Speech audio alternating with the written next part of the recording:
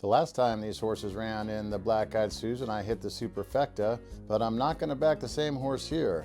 The pace scenario looks a little different in the Delaware Oaks, and I'm going to back the 9-2 third choice that offers real value. Let's take a closer look at the setup and why I'm making the switch. The Delaware Oaks is 1 mile and a 16th for 3-year-old fillies and often leads into some of the bigger summer races. This year's field brings together some familiar names from the Black-Eyed Susan, but the dynamics of this race have definitely changed. The track's been playing fair, but there's still a slight lean towards horses with tactical speed.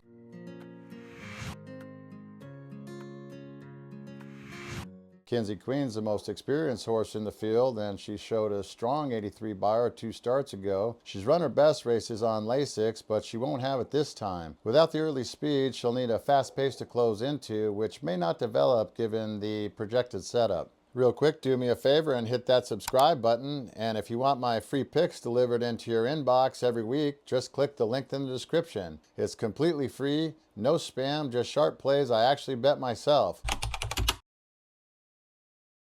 Late Night Call's been getting better every race. She got beat by Complexity Jane last time, and this race will be a big class jump. Last out, she actually wired the field, but with super slow fractions. She's running with blinkers off this time, which can be an improvement, but she won't have Lasix like last time, and that was her best race.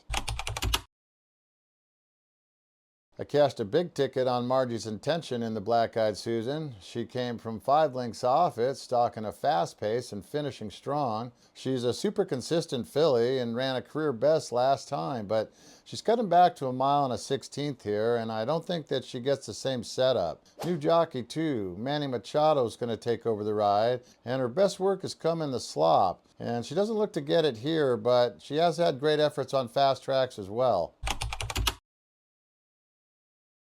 Cassiere's lightly raced and her figures are strong, there's no doubt about that, but the concern for me is her only try at this distance, she faded late. To be fair, the competition that day was a lot tougher, and she's since won going a 16th shorter. It's also worth noting that her 2 best efforts came with Lasix, and she doesn't have that here, but it wouldn't shock me if she ran well, but personally I think there's just too many questions for me to use her here. Fondly's one of your morning line favorites, but seems super vulnerable to me. She's actually regressed in every start. Her speed figures have gotten slower, not better. She was dominated in the Kentucky Oaks, and yeah, that was a tougher race, but even here she'd need to take a big step forward to win. I just don't see it, especially at the 7-2 price. It's a big pass for me. Dinosaur's paired figures in her last 2, which is usually a good sign, but this is a late start of the form cycle, so you gotta wonder if there's any improvement left. She's also making a big class jump and is coming off Lasix here. One thing she does have in her favor though, she's clearly better on dirt. Her early turf efforts didn't show much at all, so the surface switched helped, but it still feels like it's a tough spot for her here.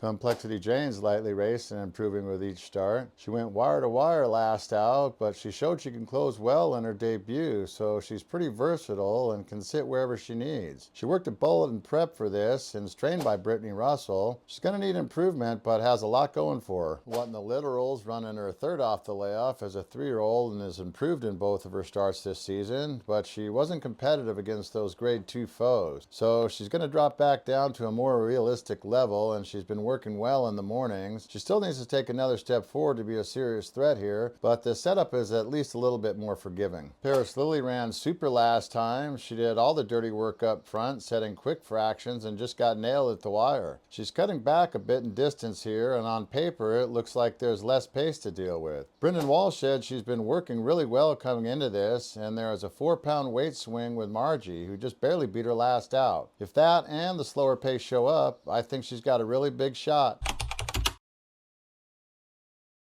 Now let's talk a little bit about the pace. I expect Paris Lily to get the lead and control things up front, setting moderate fractions. Complexity Jane should be tracking right behind her, with Cassiere and Fondly pressing the issue a bit. Kenzie Queen has the fastest lace pace and will be flying late, but I'm not sure the setup does her any favors. And that's one of the big reasons I'm siding with Paris Lily. I think she should get an easier trip this time around, and she barely lost to the favorite last out while doing all the work on the front end. Now she cuts back slightly in distance and lands in what I think is going to be a much more favorable race shape. She's my top pick.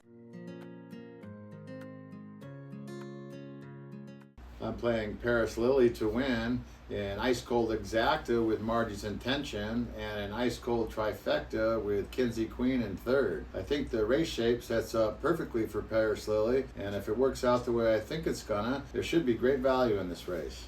If you found this breakdown helpful, make sure to subscribe to the channel. I drop race previews, betting strategies, and horse-by-horse rundowns every week. And if you want my free picks sent straight to your inbox, hit the link in the description. No spam, just smart plays. Thanks for watching, and I'll see you at the track.